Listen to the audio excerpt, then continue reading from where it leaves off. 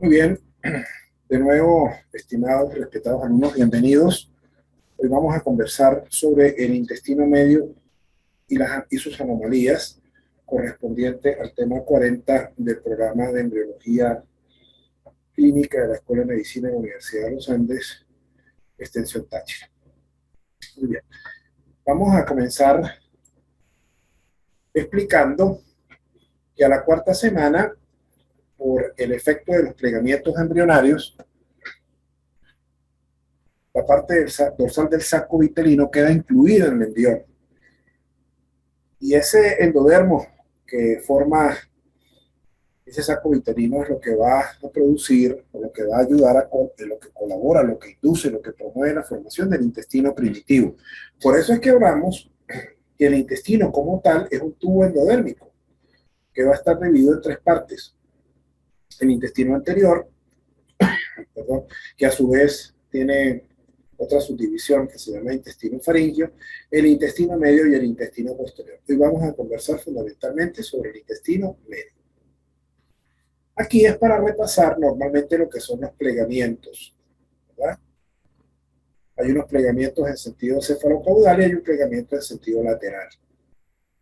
Todo esto contribuye a que este endodermo que forma parte del saco vitelino quede incluido dentro de la estructura tubular del embrión y es lo que va a formar para nosotros lo que se llama el intestino medio. Entonces, y aquí tenemos nosotros ya la formación del tubo intestinal. Este plegamiento también contribuye a otros fenómenos que más adelante vamos a conversar. Y aquí está evidentemente el intestino medio. ¿Okay? ¿Por qué hablamos de la yema hepática? Bueno, porque la yema hepática es el límite superior del intestino medio hasta el tercio medio del colon transverso. Bien, entonces, ¿cuáles son los tres fenómenos? ¿O cómo se produce esa invaginación y esa formación? ¿Cómo se incluye ese endodermo dentro de ese tubo inicialmente que va a formar el embrión? ¿Y qué es lo que contribuye que eso eh, pueda formar esa estructura intestinal? Bueno, entonces hay unas interacciones entre muchas cosas, entre las cuales están el crecimiento, el plegamiento y las rotaciones. ¿Ok?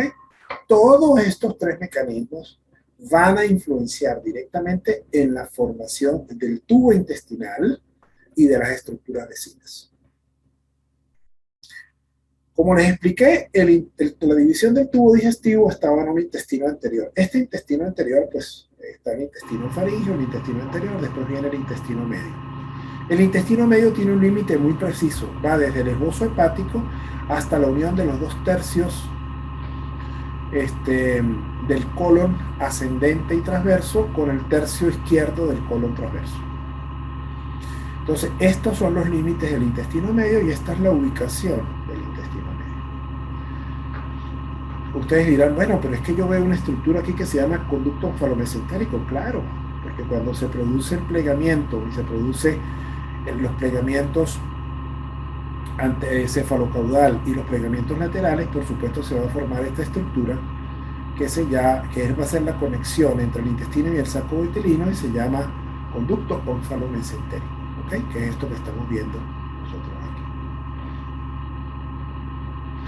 Entonces, ¿cuáles son los derivados de ese intestino? Como nos interesa es el intestino medio, no vamos a entrar en detalles de las otras partes porque eso ya se dieron en otros temas anteriores.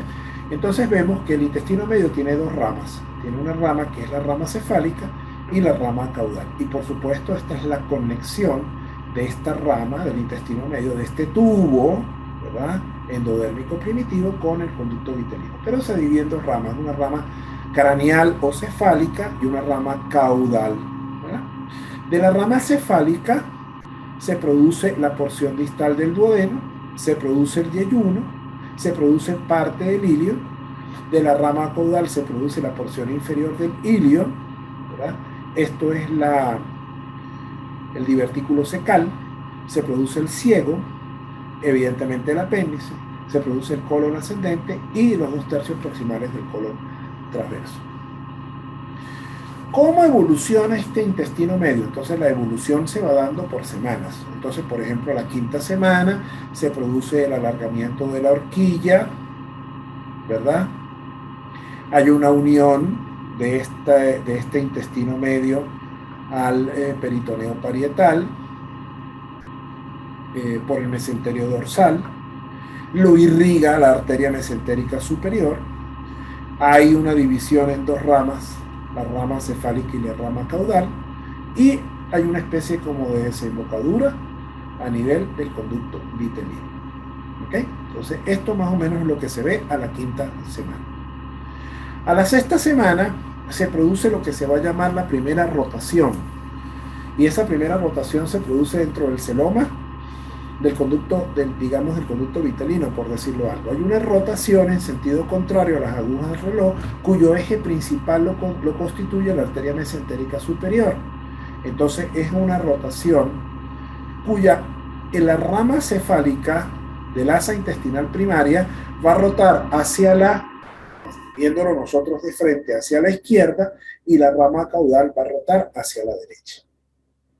En este momento, como es una rotación donde tanto la arteria mesentérica superior como el conducto onfalomesentérico son importantes, pues evidentemente hay una insinuación a nivel del conducto onfalomesentérico, y es lo que se produce el inicio de lo que es una hernia umbilical fisiológica, que es importantísima para que se produzca esa rotación y para que cuando esa hernia fisiológica se corrija y se reintegre en las asas, todo quede ubicado en el sitio donde debe quedar ubicado. Entonces aquí tenemos la aorta, tenemos el estómago, tenemos el duodeno, tenemos la arteria mesentérica superior, que es la que nos sirve como eje, ¿verdad? Y mire la rotación de 90 grados en el sentido que se da. Por eso decimos que la rama cefálica va así, si nosotros ponemos de frente el embrión, ¿verdad? En una vista ventral, vemos que la rama cefálica va hacia la izquierda y la rama caudal va hacia el lado derecho. Y aparece lo que se llama la dilatación cecal en la rama caudal. Aquí está, la dilatación cecal. Esto es lo que va a hacer al futuro la ilión ilioceco apendicular. Ahora, esta rotación es en sentido contrario a las agujas del reloj. Dijimos que la rama cefálica rota hacia la izquierda, la rama caudal rota hacia la derecha, el eje lo mantiene la arteria mesentérica superior, y aquí están los sentidos de rotación. Y por supuesto, para esa rotación, el asa primitiva se incluye dentro de ese tallo vitelino, y por supuesto emerge lo que significa la hernia umbilical fisiológica, que por supuesto es transitoria, a menos que ocurran alteraciones en la rotación, y nos va a permitir la aparición de algunas anomalías. Entre la octava y la décima semana se produce una nueva rotación en dos tiempos. Cada rotación es de 90 grados, por lo tanto la rotación definitiva y total son 270 grados. La primera rotación es de 90 grados, la segunda rotación es de 180 grados en dos tiempos. En este trayecto, en este intervalo entre la octava y la décima semana, la rama cefálica se alarga y forma el yeyuno ilium, la rama caudal forma el ciego y la parte del colon. Ya la hernia umbilical es muy evidente, pero con estas dos rotaciones automáticamente ella se corrige. Esta rotación de 180 grados, que va a permitir el reingreso de las asas intestinales y de la hernia fisiológica. La primera rotación de 90 grados reintroduce la rama cefálica, la siguiente rotación de 90 grados reintroduce la rama caudal, el giro total, ¿verdad? Contando el intervalo entre la octava y la décima semana, más la primera rotación que se dio a la sexta semana, el giro total es de 270 grados, siempre en sentido contrario a las agujas del reloj. Y cuando finaliza este proceso de rotación, se dice que la herniación fisiológica ha finalizado. Aquí les traigo más o menos unos gráficos en 3D para que ustedes vean lo que yo más o menos les he explicado, lo que se ve a la sexta semana, ¿verdad? Sobre un eje formado por la arteria mesentérica superior de 90 grados. y después 180 ya grados durante el retorno a la cavidad abdominal. Aquí tenemos a la octava, a las décimas semanas, y aquí ya vemos el desarrollo total del intestino, a la semana 11 y en un periodo fetal tardío. Entonces, fíjense qué ocurre. Fíjense lo que está pintado en verde, lo que está pintado en azul, lo que está pintado en morado. A la octava semana, con la rotación, se reintroducen las asas intestinales. Automáticamente lo que va a formar el colon por el descenso del yeyuno y del ilio se eleva, ¿verdad? El mismo crecimiento del intestino grueso permite de que se forme este tipo de asa, y aquí vemos, entonces vemos lo que es el intestino medio formado por el yeyuno, por el ilio, por la región ilioceco-perpendicular, por el colon ascendente y los 2/3 del colon transverso que se van a unir por el intestino posterior en esa región. La regresión de la hernia fisiológica también tiene otros componentes. Entonces, vámonos un momentico a esta primera gráfica donde yo dije crecimiento, plegamiento y rotación. Entonces ya hablamos de las rotaciones y hablamos del plegamiento, pero existen otros fenómenos fundamentales. Entonces, cuando nosotros decimos, bueno, pero es que la hernia solamente, la regresión de la hernia umbilical es solamente por las rotaciones, no.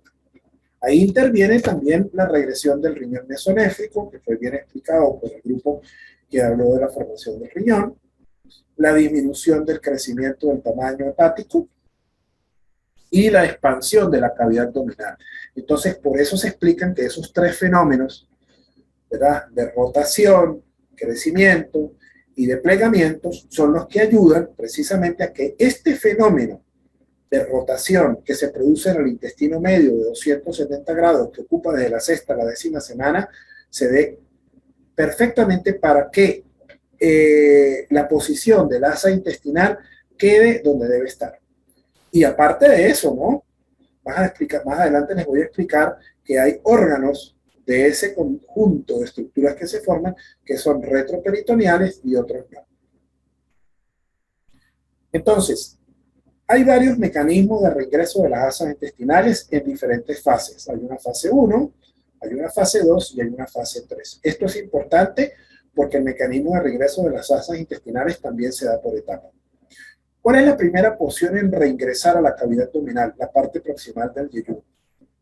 Va al lado izquierdo y empuja al intestino caudal, lo cual lo hace ascender. Por eso les explicaba aquí, en esta fase, la primera parte que ingresa es el yeyuno. Al reingresar, ¿verdad?, empuja, va al lado izquierdo y empuja al intestino caudal para que lo ascienda hacia arriba y hacia la izquierda, y ese es el futuro colon ascendente.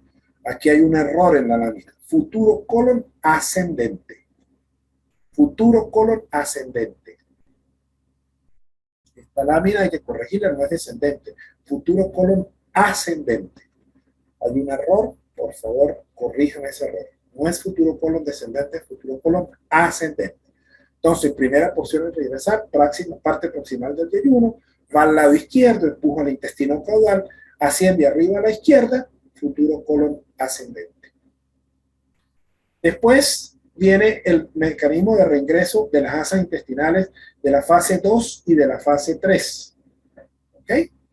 En la fase 2, la porción distal del yeyuno y hilo quedan ubicados en el centro a la derecha, y en la fase 3, lo último en regresar es la rama caudal al comienzo del periodo fetal. Es decir, el periodo fetal, cuando ingresa, sabemos que el periodo embrionario termina más o menos a la octava semana, y de la octava semana en adelante comienza el periodo fetal. Entonces, por eso es que lo último a regresar es la rama caudal al comienzo del periodo fetal, que es cuando ya se corrige absolutamente todo y está todo nuevamente dentro de la cavidad abdominal, y aquí es donde se producen las rotaciones de 90 más 90. Entonces, la fase 2 y 3 se producen fundamentalmente entre la octava y la décima semana, y la fase 1 se produce más o menos a nivel de la primera rotación.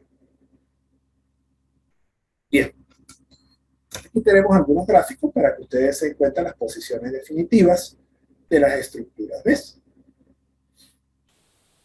Fíjense que inicialmente nosotros vemos el ciego aquí y después lo vemos aquí abajo. Eso se produce porque prácticamente la porción cefálica de la rama ascendente del colon y la rama transversa en los dos tercios proximales crecen y hacen que esta estructura descienda de aquí para acá.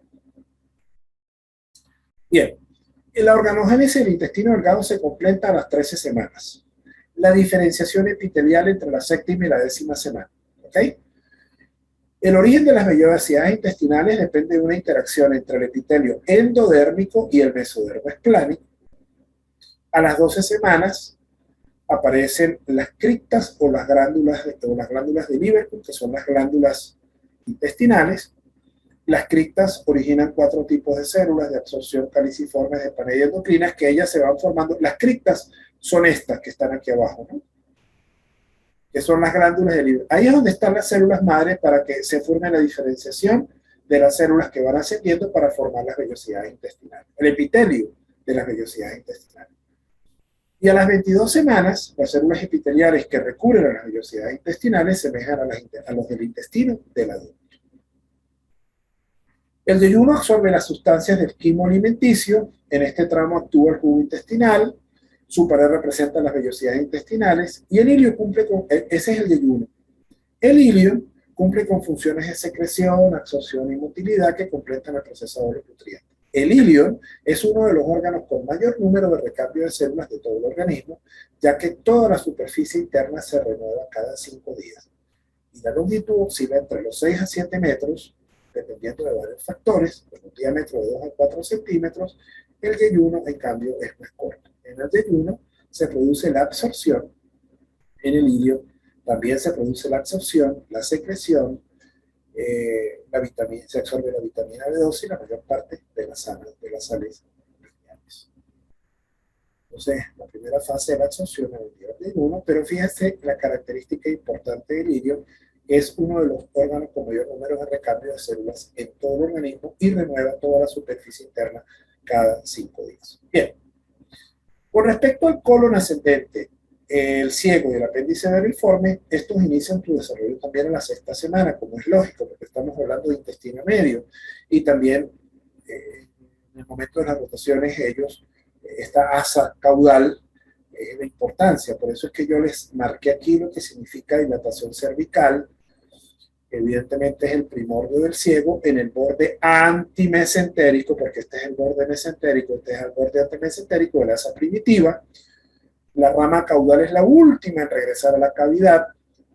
La reintroducción es al comienzo del periodo fetal. Volvemos nuevamente a recapacitar lo que hablamos que el periodo embrionario termina a las 8 semanas. Y recuerden que la segunda y la tercera rotación se dan entre la 8ª y la 10ª semana. El colon ascendente es corto. La posición cecal se ubica en el cuadrante superior derecho. Esto lo vimos aquí, ¿verdad? Y entonces, luego el colon incrementa su longitud con alargamiento del sentido craneal, lo que le expliqué hacia adelante, y desplaza el ciego y el apéndice hacia abajo en sentido caudal, y entonces quedan definitivamente ubicados en esta zona. Perfecto. Aquí tenemos un gráfico donde más o menos ustedes pueden repasar lo que es a las 6 semanas y lo que es a las 8 semanas, lo que ocurre con la formación inicial de la hernia fisiológica, el mecanismo de reentrada, la rotación de las vísceras, cómo están todos, cómo guardan todos un eje de la arteria mesentérica superior, lo que es el asa cefálica, lo que es el asa caudal, lo que es el divertículo cecal, la posición de las estructuras, lo que ocurre, ¿verdad?, con las rotaciones y los fenómenos de reingreso y, evidentemente, cómo van a quedar definitivamente. Bien. También hay otras estructuras importantes que hay que mencionar. Por ejemplo, en el colon se ve lo que se llama la tenia coeli, que son unas bandas de músculo longitudinal que recorren todo el intestino grueso. Las austras, ¿verdad?, que son estas dilataciones segmentarias formadas por unos surcos. Entonces, fíjese, el diámetro del colon es estrecho en el periodo fetal.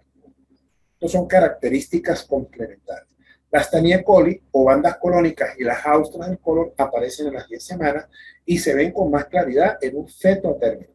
También hay otras estructuras que se llaman apéndices epiploicos, que son prácticamente porciones de mesenterio, ¿verdad? Estas, los apéndices epiploicos. Aquí tenemos las tres estructuras. Tenemos la Taenia coli, tenemos las austras y tenemos los apéndices epiploicos, ¿verdad? Bien. El colon ascendente y descendente son retroperitoneales. Cuidado con eso. El ciego, el apéndice y el colon sigmoide conservan solo los mesenterios y mantienen su movilidad. ¿Cuáles son las alteraciones relacionadas con el intestino medio? Entre las anomalías más importantes encontramos el onfalocele. El onfalocele es una herniación de contenido abdominal por una falla en el mecanismo de reingreso. Es un defecto central en la base de inserción del cordón umbilical. Puede contener, normalmente contiene hígado, comúnmente contiene intestino delgado, pero cuando contiene hígado significa que hay otras alteraciones relacionadas no solamente con los fenómenos de reingreso del asa intestinal. Fíjense que aquí tenemos el ovalocele con una cubierta translúcida y podemos ver las asas intestinales en su interior. ¿Ok? Bien.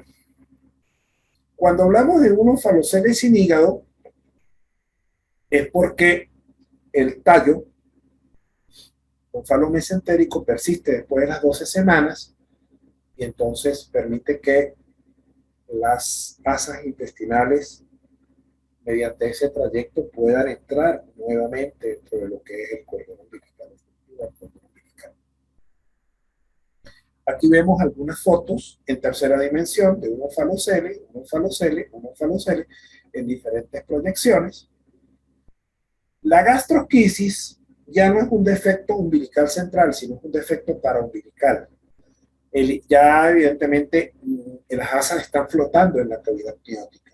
El cordón umbilical está normalmente inserto, es un defecto lateral mayormente derecho que afecta a toda la pared umbilical.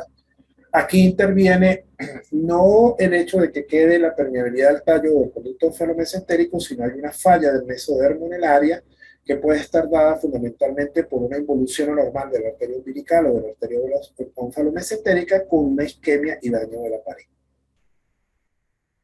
Si nosotros comparamos, esto es la frecuencia del onfalocele, es un recién nacido por cada, es un caso, perdón, por cada 5.000 recién nacidos vivos, mientras que la gastroquisis es de 3 a 4 casos por cada 10.000 recién nacidos vivos y por supuesto se acompaña de una malformación de las asas.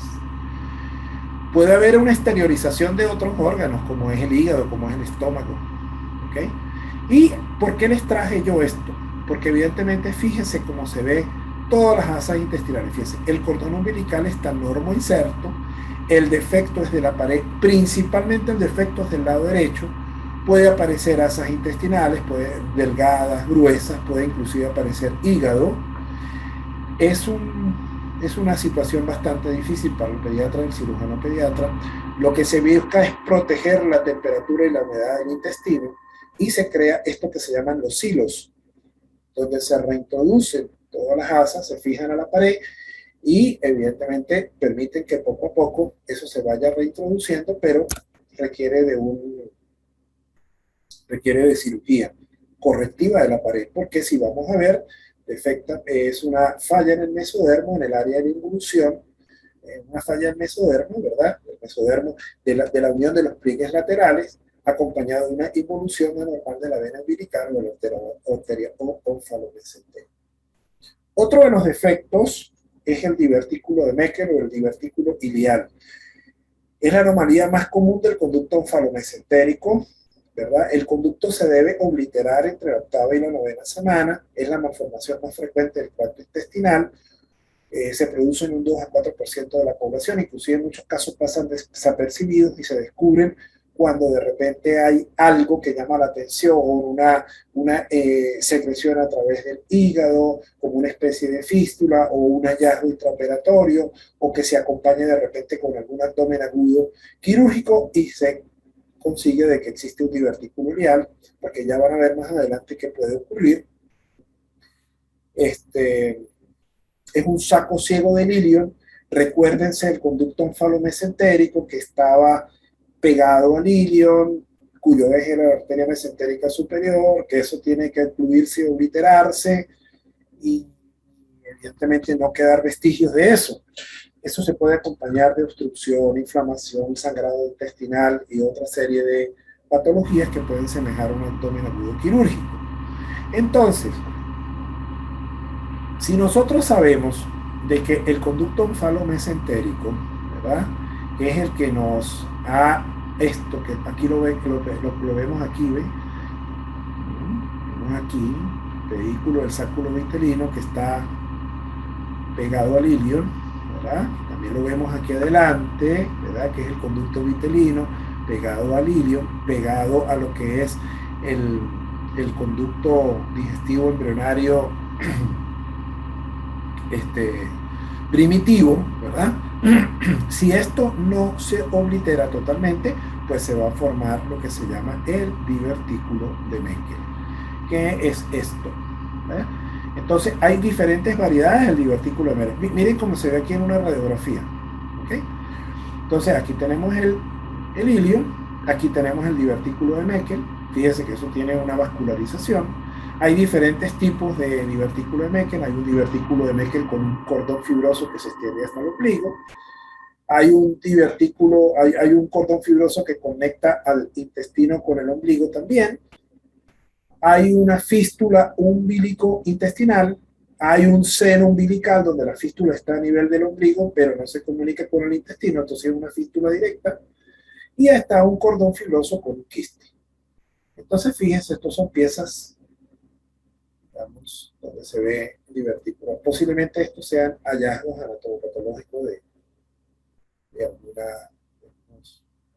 ¿No? Ahora, también hay otra cuestión que se llama la malrotación intestinal. Si nosotros sabemos que la rotación intestinal se da en 3 etapas, cuando falla cada una de estas etapas se puede producir una alteración. Entonces, por ejemplo, si la rotación intestinal falla en la primera etapa, entonces se produce un onfalocele. Si falla en la segunda o tercera etapa, se produce una rotación inversa, una alteración.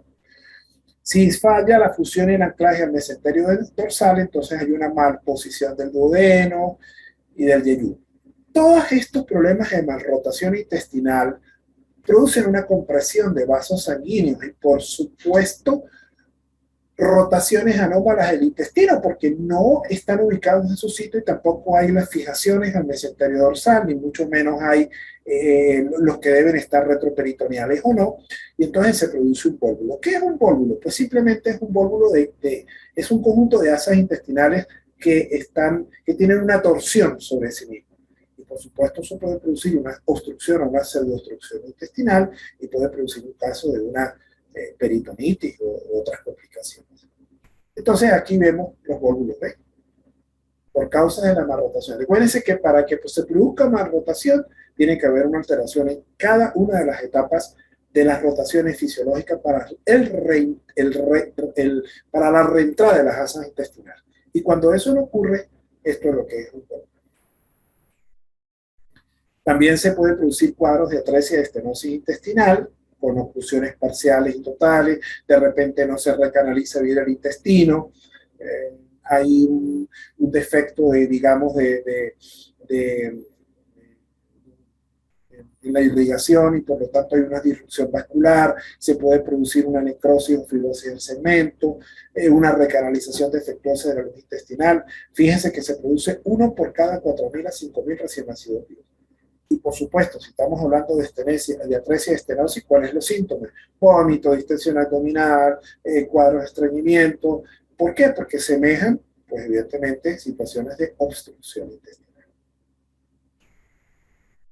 Hay diferentes tipos, ¿verdad? Por ejemplo, estenosis del ilion, hay tipo 1, tipo 2, tipo 3, tipo 3B, tipo T4. Las personas los compañeros que quieran hacer cirugía general, cirugía pediátrica, pues van a tener que manejar bastante bien esto, ¿verdad?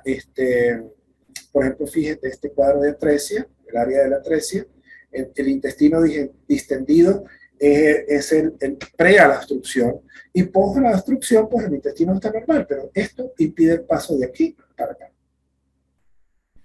Y aquí está un cuadro final donde yo les explico la organización del tracto gastrointestinal por órganos, por arterias, por mesenterio ventral, por mesenterio dorsal y por inervación motora. Esto es complementario para que tengan ustedes conocimiento, para reforzar todo lo que nosotros hemos hablado y para que tengan un diagrama anatómico de cómo están conformadas las estructuras desde que se forma ese tubo digestivo primitivo. Bueno, jóvenes, muchísimas gracias. Este es el último tema, evidentemente, que va para el tercer parcial. Espero que, espero que el entendimiento sea el adecuado, que tengan suficiente, véanlo con calma, repásenlo. No son temas complicados, pero son bastante interesantes. Y bueno, les deseo suerte en el examen. Vamos adelantando en materia, que es lo más importante.